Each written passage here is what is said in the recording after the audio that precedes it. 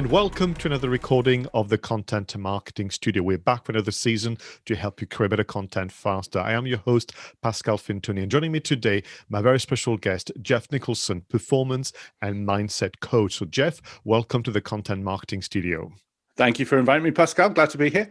So I'm going to begin with the two questions that I use now for this season. Where are you and how are you doing?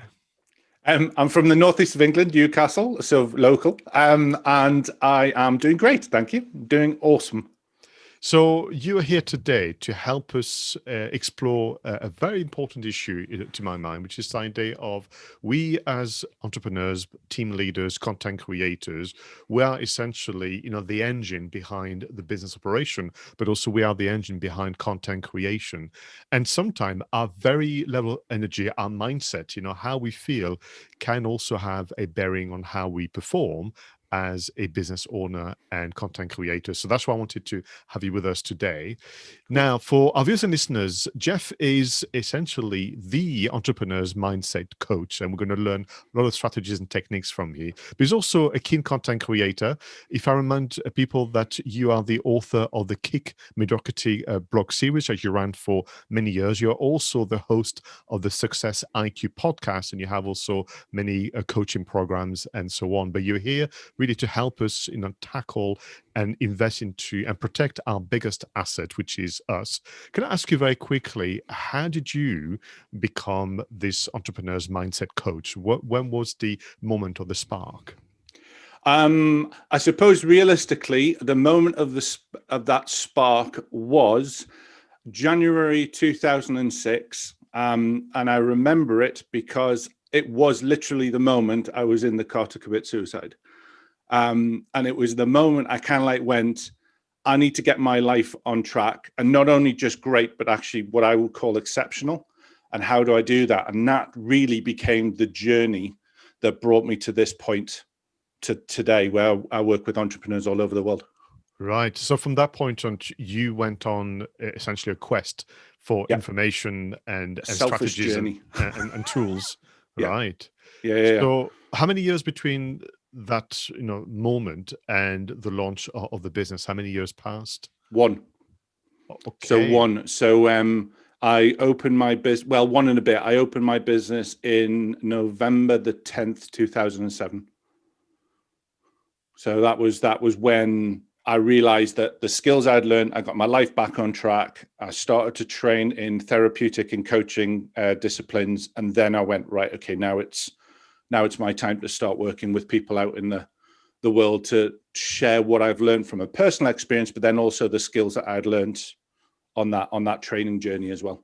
To the extent that you're happy and comfortable talking about it, can you reflect on what were the factors, what were the the external influence or internal kind of forces that led you to that day in the car in 2006, and then of course how you got out? Yeah, of course. So I think realistically, I'd never ever been very good at dealing with my emotions. The attitude really was don't talk about Fight Club sort of thing. So I didn't express my emotions. I wasn't very good at dealing with stress in general. And I'd noticed certainly in sort of the year running up to 2000 that I was ill a lot. I was getting stressed a lot. And in 2000, November the 5th, 2000, I got viral meningitis, which floored me. It took me about 6 months to get my life back on track. So I started working again. And then almost a year to the day, I ended up going down with it again. And that just completely wiped the floor of me. From that point, I spent a week and a half in the infectious diseases ward in Newcastle Hospital. They were trying to work out what was going on. And then later on, I ended up sleeping for about a year, sleeping for about 22 hours a day for about 12 months. I had no energy. I just didn't really, the only time I got out of bed was either to eat or go to the bathroom. That was really it. Every other time, to my knowledge, I was asleep. And then I spent 4 years housebound because I was later diagnosed with something called chronic fatigue syndrome, which was passed on after post-viral fatigue syndrome because of my meningitis. So all of that really had the challenge of not only with a young family, and then for my own mental health with guilt, depression, anxiety. I was scared to leave the house, all of that. And it just came to a point where I'd spoken to a specialist and they said, look, you could be ill with this for the rest of your life. And I looked at my wife and my kids, and I've known my wife since I was 8. So, we've got a hell of a lot of history. And I looked at it and I went, I cannot put my wife and kids through this. And in that moment of insanity, the thought process was they would be better off without me. So the easiest way to do that was to go and do something about it. And I'd thought about it and I'd planned it, and I knew I could get to about 80 miles an hour. And I gave my kids and my wife a kiss and got in the car, and they thought I was just going to go for a drive. But for me, there was every intention just to go, right, if we wipe the slate clean, they're going to be okay, which of course they wouldn't have been, but that was what I was thinking. And as I was driving towards the tree, I was hitting 70 miles an hour. I took my seatbelt off. And then in that moment, I heard my eldest son's voice, who was about 5 at the time. He kind of went, "Not now, Daddy." And I just kept hearing him screaming and screaming in my ear. And I skidded to the side of the road, and there was just a switch that flicked off, Pascal, and went, right, you're going to get yourself sorted. What is it that's going to take you from here to not just the life you had, but a better life, and how are you going to do it? And then that became my mission. And here we are today. Yeah, absolutely. And thanks very much for sharing that. And going back to what you said, are you so much surprised when you said, excuse me, it took you a year? I mean, you didn't mess around, did you? No. I did some mental training, and what it showed me was the power of how our mind can influence our body. And what I noticed is that when I could get what's going on in here right, actually many other things can fall in line. It takes work, don't get me wrong. I mean, I guess the way I would describe it, I was mentally training like Yoda. I was trying to get that stuff sorted, but then all of a sudden I went, right, I really love this. I'm going to go out and help people do this. Okay, now I'm going to start the business. And it was from that point, it was a very, very quick series of events. The thing for me was making sure that I got good training. So I was learning and training, but also at the same time implementing them into my own life just to see what worked and didn't work, and then moving to the next stage. Did you have, because we speak about this a lot in this in the series Content Marketing Studio, did you have any moment when you went, well, who am I? I mean, I'm just a beginner here. I'm just a white belt in all this, or that didn't factor into what you were doing? Yeah. And I think there's elements of that still goes on when I want to go to the next level.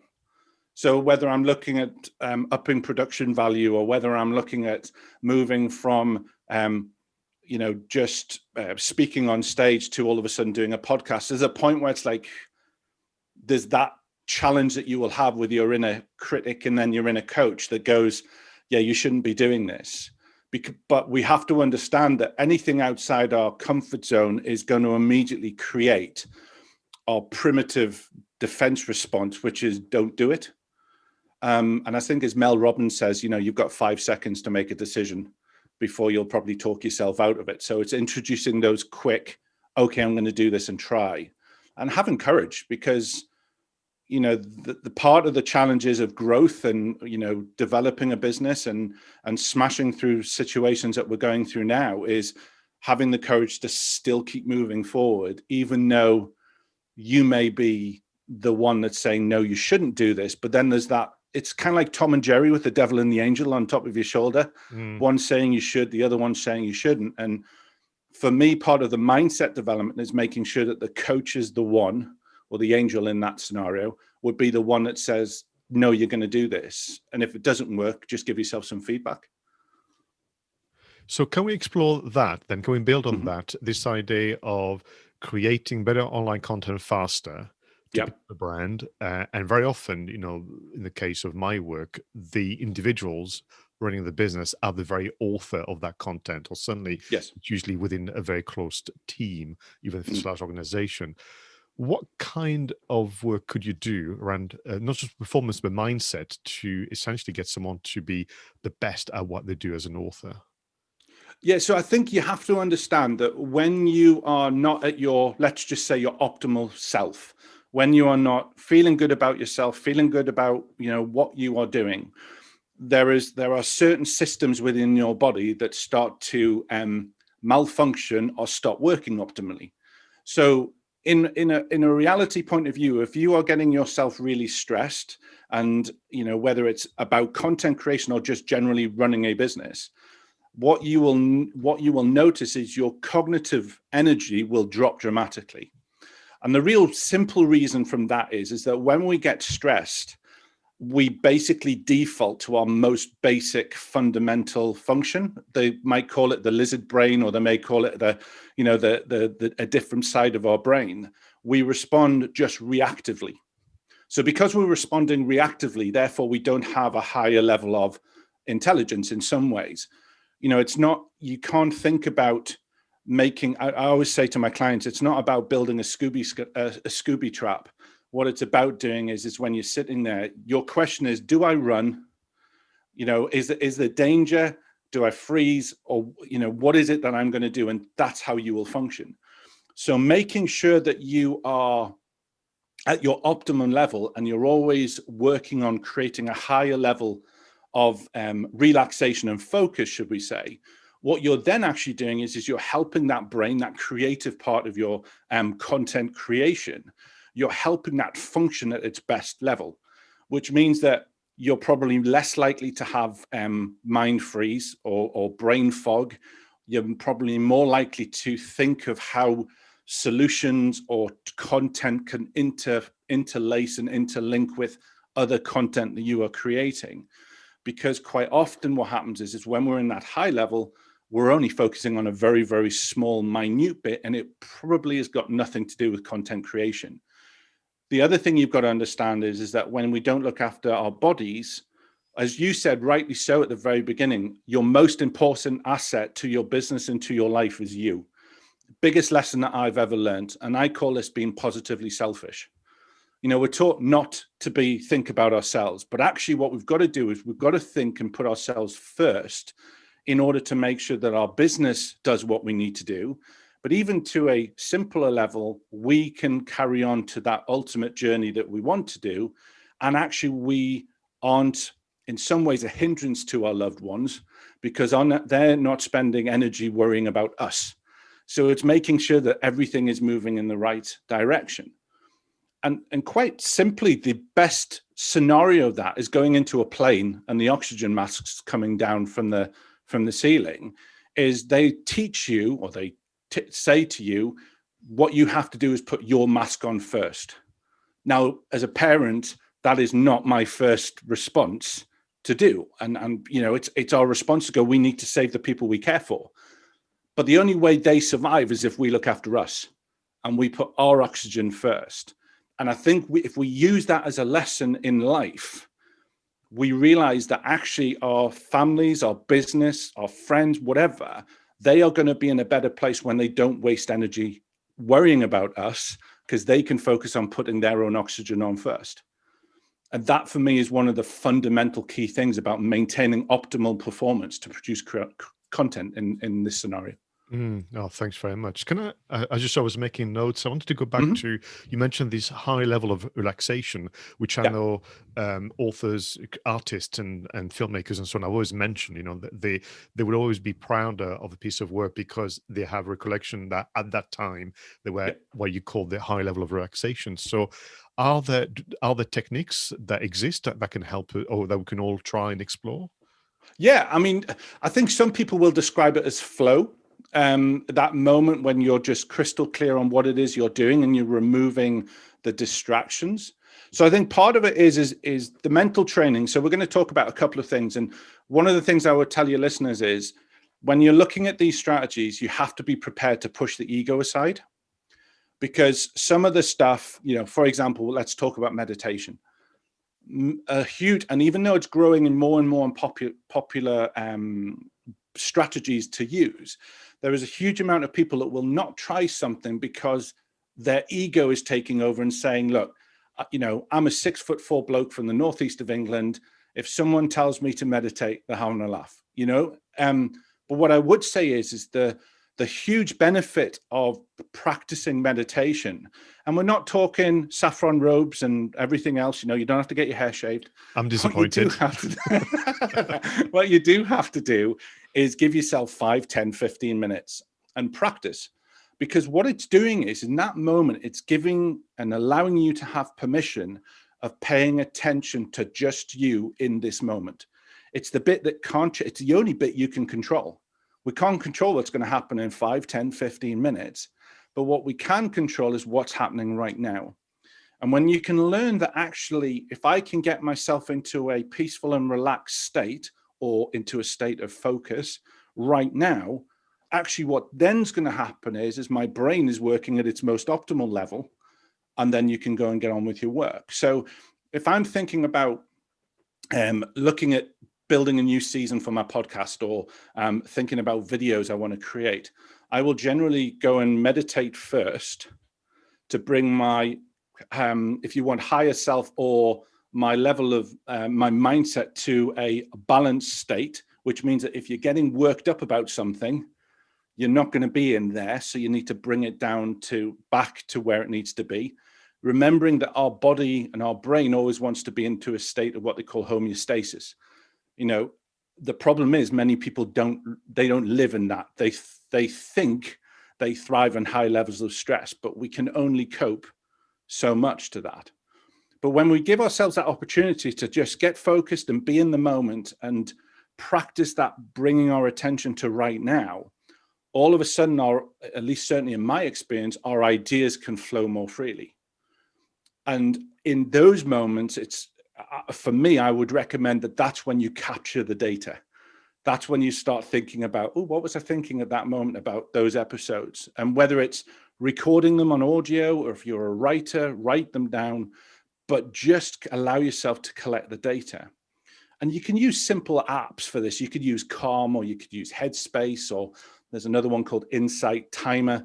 The whole idea of this is to teach you to be more focused. It's not about teaching you necessarily to focus practice. For me, it's a bit like, let's look. You're a Star Wars fan. The practicing that Luke does with Yoda, and a lot of it's keep your eyes closed and just allow the force to flow. It's exactly the same principle, except you're not going to be able to lift an X-wing. But what you are going to be able to do is have a higher level of concentration, and that equals delivering better content, which means that your business is going to go and your brand is going to grow into a better place. This reminds me a lot of a book I read about, filmmakers, screenwriters, and so on, where they were interviewed. It was like a collection of interviews, and they all said that they had a ritual, that before they could even go to the typewriter back in the days, or even if they could go to start to storyboard, there was a ritual before that. So, what they said, I couldn't just go have a meeting with, maybe the financiers, and then suddenly out of nowhere, sit back at my desk and start to write an amazing screenplay. There's a ritual that I have to go through, and it feels, that's one. Is there anything else apart from meditation that we could have as part of the tool? Yeah. So the next one is actually, you talked about your environment. Create the right environment for you. So I have an environment where I put specific types of music on. Now, the music is instrumental only, because if you start listening to the lyrics, you're going to start singing, which means that part of your brain is shifting over to a different state. But think about how music is used in movies. Can you imagine Jaws without that tune? I mean, it would just be all of a sudden someone would disappear. But what it does is it creates emotion, and there's an energy behind it. Now, movie industries and computer game industries spend a fortune in making sure that they create the right tune. Now, technically, that tune will probably have a certain type of harmony that allows that frequency to create. So for me, I choose a special playlist that allows the right type of music. The other thing is I change the lighting in the room. I bring it down so it's not white light, because when you can be in charge of your environment, there'll be certain times where, for example, I don't create content unless it's a podcast in my office. Pre-COVID, I would go to a cafe, and I would sit in a cafe and I would people watch, and I would just sit there with my iPad or my laptop, and I would create content that way based on what I'm thinking, how I'm seeing it, and everything else. So you may find that there's environments that instill more creative process in it.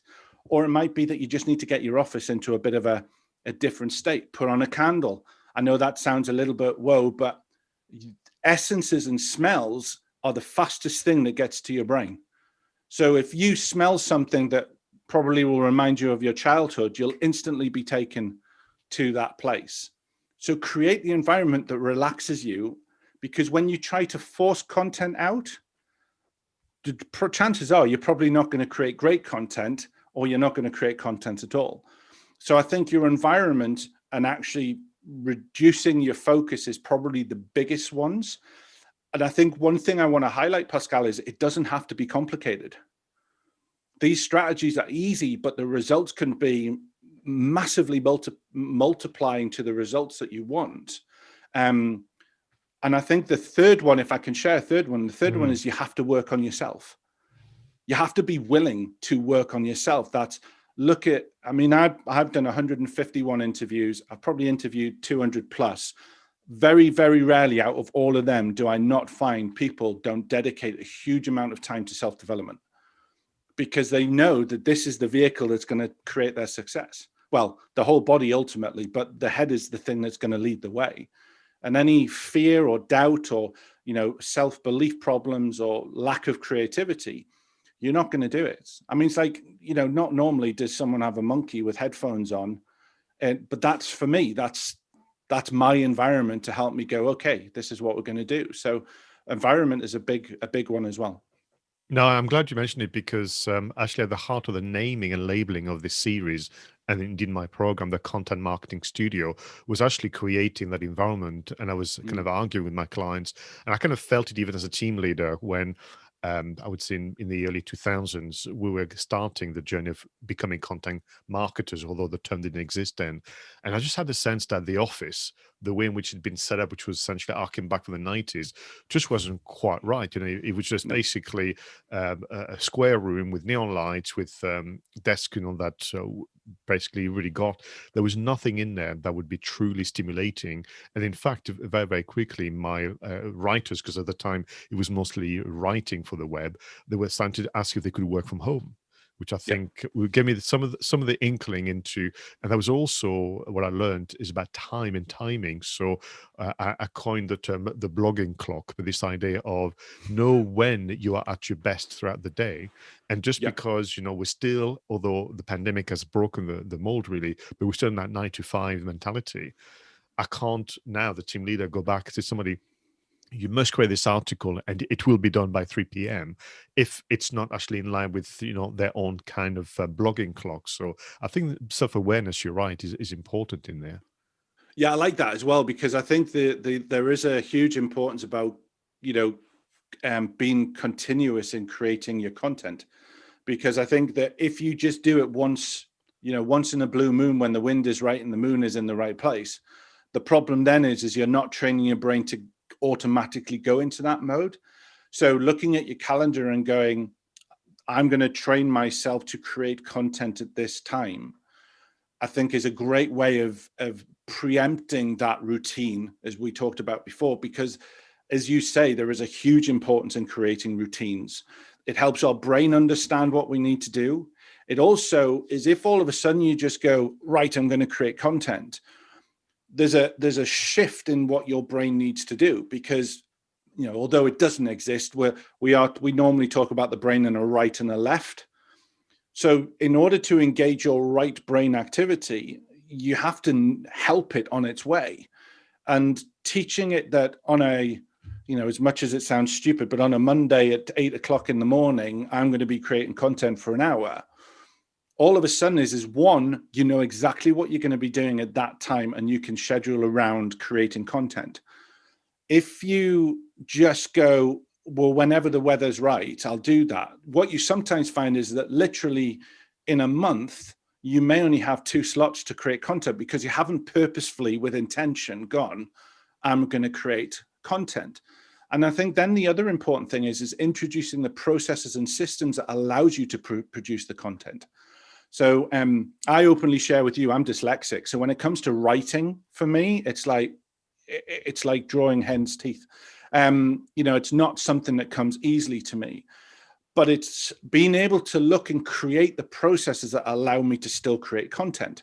So whether it is doing the blog, the podcast, which is easy for me, but then uploading it to a software that transcribes it and then sends it through in Word form, all of that helps content creation become achievable, not a barrier. And I think that's an important aspect. Again, that's a mind thing about going, okay, I'm not good at this, but I can still find a way to do that as well. Thank you very much. I need to ask you something that has intrigued me for some time. I'm using, the advantage of this conversation to talk about shift. And it's something that you've mentioned several times. I think it's become really for you almost a blueprint and a framework in your work. So can you take us through shift and shifts? Yeah. Okay. So shifts is when I started going through the work that I was doing, is what I wanted to look at is I started to look at all the different areas that we needed to work on in order to help someone achieve what they want to do.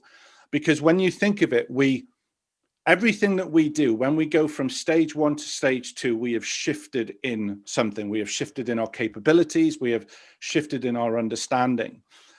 But the interesting thing is when I started looking, there were key areas that we could work on, or that became a common theme that we should be working on in order to help us. So shift stands for self,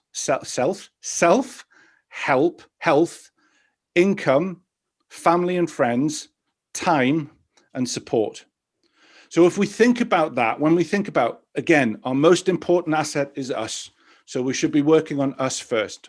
Our personal development, our health is, look at health. We have many different aspects to our health, our physical, mental, emotional, and spiritual health. That body, our body is the vehicle that's going to take us to whatever we're going to experience. And if we don't look after it, the unfortunate effect of that is we don't get to do what we want to do. I teach this because I lost 6 years of my life technically. I couldn't be the father I wanted to be. I couldn't be the husband I wanted to be. I couldn't be the person I wanted to be. So for me, it's a huge aspect of anyone that I am working at. We want to make sure that they're looking at their physical, mental, emotional, and spiritual health.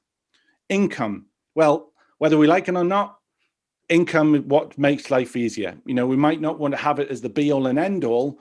And I don't believe money is the root of happiness, but it does make life easier. So whether you are a business owner or whether you work for someone, you need to look at what is your income. Are you generating the right amount of sales? Are you managing your debt? Are you increasing savings? Looking at that aspect. Then family and friends. Now, although many of us can't pick our family, but what we can do is we can make sure that we nurture the family that we get on with, and also make sure that we are surrounding ourselves with great friends. Notice I say great friends. Great friends are the ones that are going to support you. They're not the ones that is secretly jealous, or they're not the ones that kind of like try to pull you down when you're trying to go ahead. Surround yourself with great friends. Great friends don't tell you what you want to hear. They'll tell you what you need to hear. You might not always like it, but they are there to help you. And then when we've done that, we look at, hang on, where have I gone? SHIFT, time. What are we doing with time? What are we doing with our free time? Quite often as entrepreneurs, we are consumed by the love of our work. What we have to understand is that we have to create moments, especially if we want to stay creative. We have to keep moments of free time. That's doing hobbies or just spending time with our family or whatever else.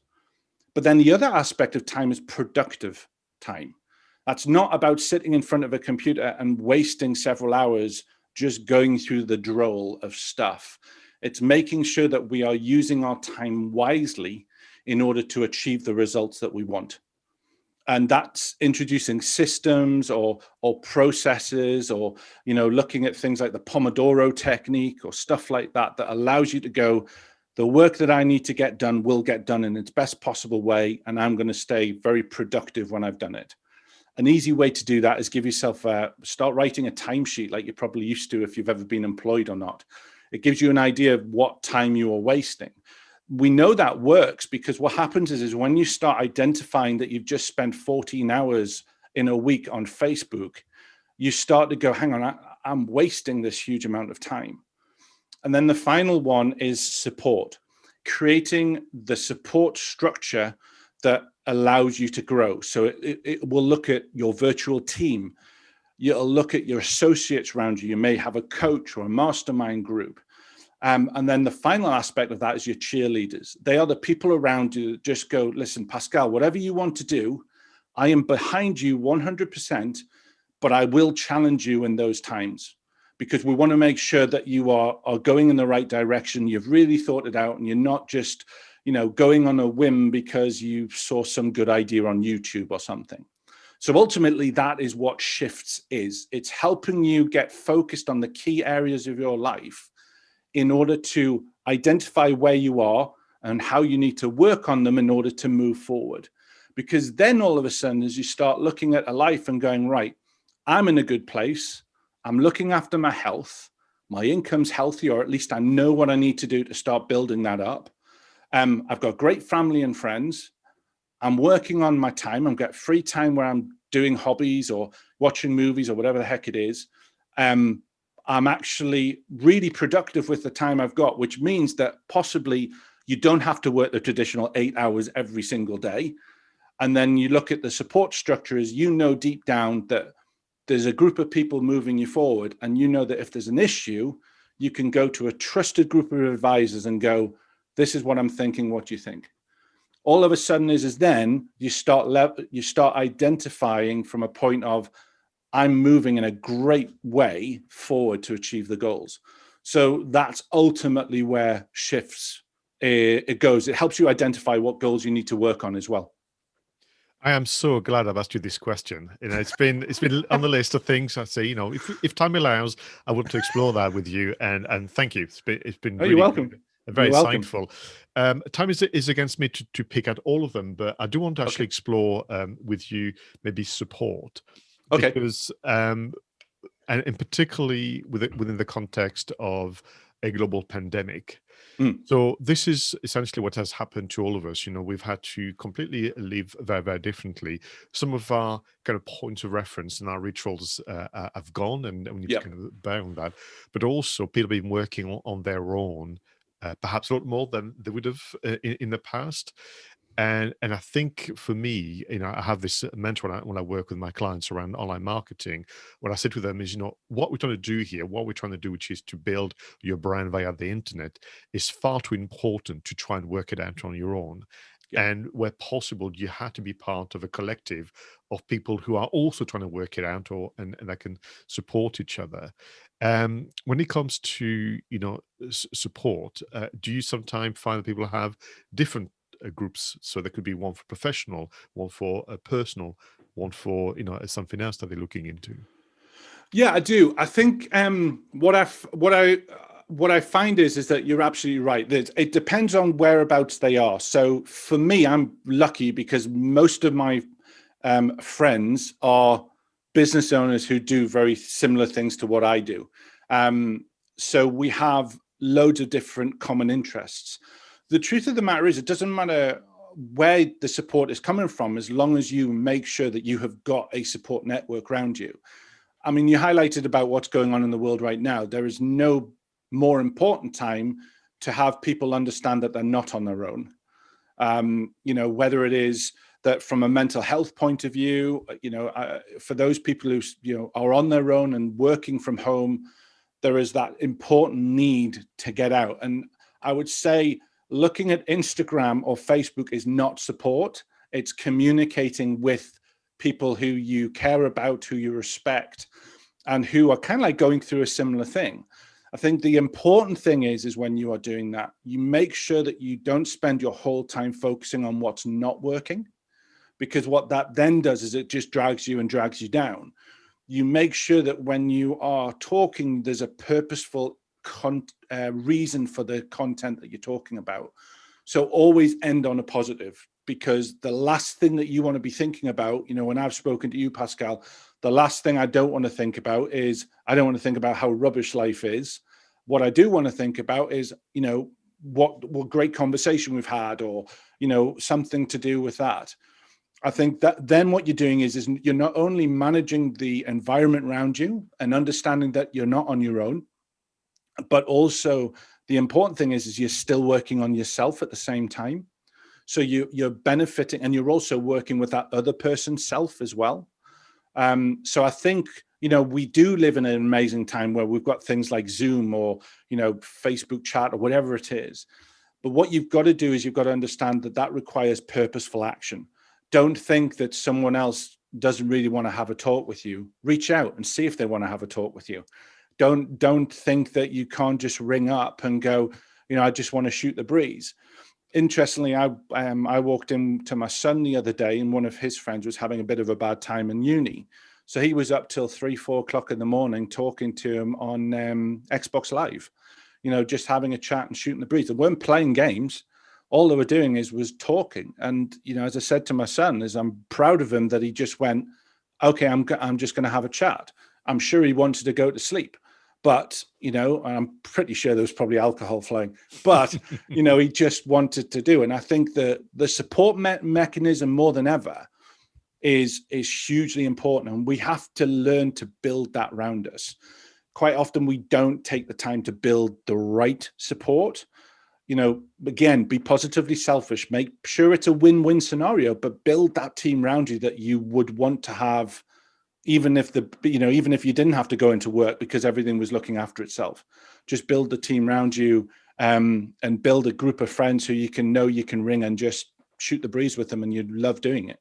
Do you know, you're making me reflect on a conversation I had with my wife maybe a couple of weekends ago, where we actually had a busy day, just talk to people. It's one of those where calls happened, or we got in touch with them and so on.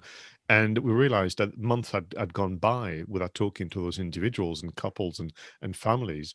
And I said, how did that happen? And I realized that essentially social media gave the false impression that we were in touch with each other. So essentially, it didn't feel like time had passed, but actually some of them, last time was March, when we all went in a panic about the start of the lockdown. And here we are, the time of recording this, months later, having a chat, and stuff have happened to them, and whatever. And I was thinking, that's the risk, isn't it? That the impression that we're in touch, or the impression that we're going to disturb somebody, where in fact they would love to have a chat and put the phone down and have a smile on their face. Yeah, and I'll be honest, I put a system in place. I've got an app that basically says you haven't spoken to so-and-so for a month. So you need to give them a ring. I think my mum's got the same version when she said you must be with Pascal for 24 hours. But as you say, time. I mean, I can't believe it's now. What is it now? It's October, and it just seems to this. And I was speaking to my wife about this. This seems to be the quickest year I've ever experienced, and yet I've done the least amount of stuff ever before, and I don't understand that. My wife says because I'm getting old, but I just don't understand that. But to have something that just goes, have you phoned so-and-so yet? Just allows me to just keep. And as you say, there's one thing going on Facebook. There's another thing just sending someone a message and just going, I'm thinking of you. I prefer to do this type of thing where I'm actually seeing the whites of their eyes, so to speak. But that can't always be done due to technology or whatever. But just to know that I'm out there and I'm thinking of them, or they're thinking of me, is enough to go, yeah, I've got a great group of friends, and it's keeping in touch, and it makes me feel good. So that's the and that message would have been sent via postcard, back in the olden days, as my daughter would say. She asked me a question recently, said, is it true, Dad, that in the olden days you used fax machine? Or telex. I remember my grandfather with a telex machine. That was like something out of a 1940s thing, that one. I don't think people know how to use it nowadays. So listen, before we have to say goodbye, because sadly time is against us, I've got maybe one last question, or maybe I would invite a comment from you, which is a side day of planning during a global pandemic when, frankly, we don't even know what's going to happen next week. And obviously, Yeah. I would be the first one to encourage someone to plan ahead and Yep. have a content schedule or editorial schedule, depending which term you prefer. Can you, maybe share your views about how do you keep yourself motivated to put together a planner looking ahead when, frankly, sometimes your mind could play tricks on you and go, well, what's the point? Because you don't know what next week is going to bring. Yeah. Okay. So I think there is a huge importance of planning. I don't think enough people do plan. Let's just say, because I'll quite often speak in an event, and the first question I say is, "Who wants to be successful?" And everyone puts their hands up. But then when I ask the same group, "How many of you have got a plan for the next 12 months?" we drop to about 4%. But when I ask how many of you have booked your summer holiday, obviously not in this year, but would normally, everyone puts their hands up and everyone's done a plan of what their summer holidays is. And there was a study that said that more people plan their summer holidays than they do their own life. The problem being with not having a plan, and I know, and I'll be honest and transparent, my plan went completely out the window in March. But the benefit of having a plan, what it means is you can start working on actually what you think you can work on. So, we cannot control what is going on in the world, but what we can control is focusing on a result that we're looking at creating. So whether it is creating content or whether it is, looking at how can you diversify your business or how can you pivot your business, that can only be achieved, in my view, when you actually take the time to actually work on a plan. You see, when you don't have a plan, and actually the reality is that most people live a reactive life. So most people will only change direction when they hit a brick wall. For me, it was when I got ill. For many people, it will be when the pandemic hit and all of a sudden they realized that they needed to do something else, but they didn't until life has said, you've got no other choice now. But what I found is most people who are proactive and enjoy higher levels of success and happiness, because ultimately that's what I believe we're looking for, is happiness, is they are very religious with having a plan. But we're looking in the middle of a pandemic. We don't know when businesses are going to open, businesses are going to close. For me personally, you need to take a step back and go, I don't know what's going to happen, but what if everything is going to be okay and I haven't done anything to achieve the goals that I want to? There is an importance to keep your sanity to be able to focus on a set of goals. There is an importance of your sanity to maintain mental health and sit down and have that plan of action that allows you to go, two good things. When everything kicks back on, I'm going to hit the ground running and I'm going to have created X, Y, and Z. Or what is the other option? It's the ostrich approach. Let's bury our heads in the sand. And when I pull up, then I'll start doing something. The problem is with that, your competition is already a little bit further ahead. And the problem is there's more stress on that because the pressure is on. If during this weird moment of time, you can sit down and go, okay, this is what I want to plan and have a clear idea of what it is that you're wanting to achieve, then all of a sudden you're dramatically going to increase your chances of success. The other thing is you're going to have something to put your attention on. A huge amount of stress has been going on during this time because people haven't known what to do. So they've kind of like, now again, transparency, March, May, I was like, holy, what the heck am I going to do with things? Everything that I had planned to do and the things that I planned to do had disappeared. So it was take a step back and go, okay, well, what can I work on? Now, the benefit of being an entrepreneur is we can pivot very, very quickly. But I do believe that our plan should always be to achieve our definition of success. So whatever we are planning to do, it should flow like a pyramid. So we have our definition of success, which we might call our true north, our ultimate passion, whatever it is. Underneath that is our vision of what is it that we want our life to look like in the next 12 months, 5 years, or whatever. Under that, I have something called HITS. And basically what that stands for is health, income, tribe, and self. So everything that I am doing for my plan and my goals and everything is always moving in the same direction. What that means is one, you're living with purpose. Two, every action you are taking is actually moving you in the same direction, whether the pandemic is on or the pandemic is off. But what it means is then all of a sudden, all you have to do is change a little section of that, not the whole thing. Because if you're moving towards, I want to live a life of freedom, flexibility, whatever it is, nothing else is going to change apart from the goals that you are ultimately going to do. Maybe some of your income targets may change, or maybe some of your products may change, but ultimately your plan should be moving you into that same direction. And when you don't have a plan and you aren't moving towards the objective, all we do is we become floundering fish. A huge amount of stress and energy are wasted in the wrong direction. But actually, to live with intent and purpose is help. And I don't mean that in some fluffy, universal thing, and that's your own belief. I have my beliefs about how that works, but still what it means is that you're attracting the right things and you're not working off on one, because just a couple of degrees off target, the result that you're looking for may not be the one you want. And unfortunately, I've worked with loads of people all over the place that are living someone else's idea of success. They're not living their own personal version. I've had the cliche of a judge who wanted to be an artist and those sort of things. And they were a good judge, but they were an exceptional artist. So it's just about following that. And the only way you can do that is having the plan of action that you review on a day-to-day basis. That if I came up to you, Pascal, and said, what's your definition of success and what are your aims? You can go, well, this is what it is. So, and your definition of success doesn't have to be complicated.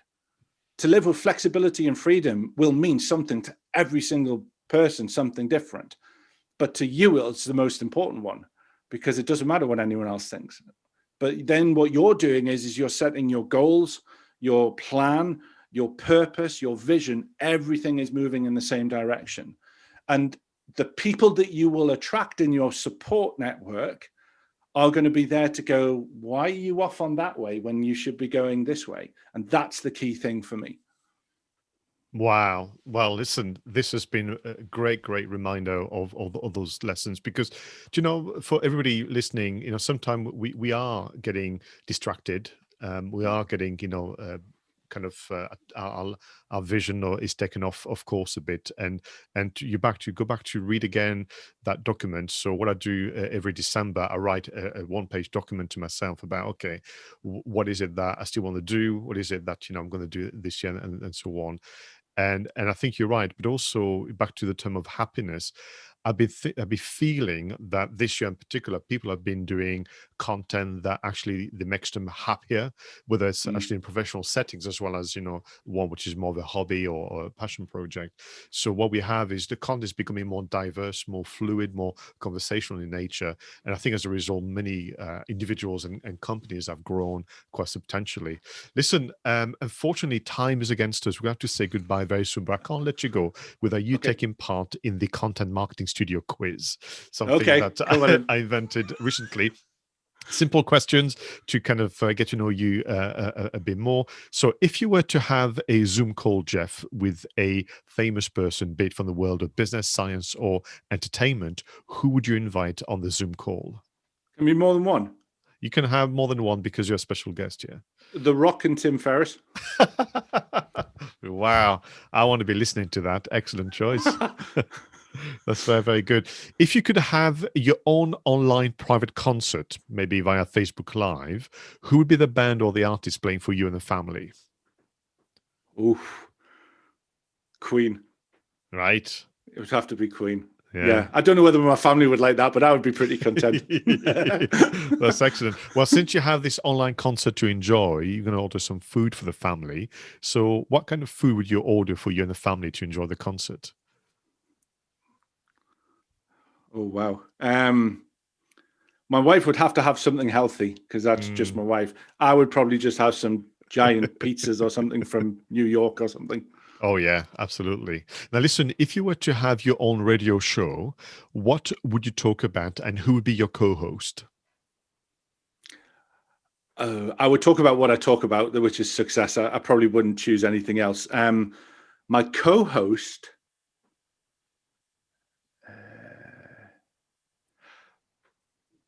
Pat Flynn, I would say. Even though I've never met him, Pat Flynn would be someone I would love to have as a co-host because he's extremely, extremely knowledgeable. Yeah, fine choice again. Now, when this is behind us and we can travel more freely, where would you like to go and take the family? Our dream is to do a road trip from San Diego to Vancouver Wow. in a I think they call them an SUV, to take about 4 weeks out and drive up the west coast of the States. Oh, brilliant. Fine choice indeed. Well, listen, Geoff, thank you so much for taking part into this conversation on Invest in Yourself for the Content Marketing Studio. If people, and I know they will have more questions or be more intrigued about what, the techniques that you teach, where can they find out more about Geoff on the interweb? Yeah, so if they go to the interweb, they can go to www.geoffnicholson.co.uk, and that's Geoff the English way, Geoff, and they can find all of the information, podcast, and everything there. Thank you so much. And to you, our viewers and listeners, thank you for your support and for continuing to, engage with the Content Marketing Studio. Do leave your comments, feedback, and suggestions in the usual places. Until the next one, take care of yourselves and make sure your content is better and faster. Bye for now.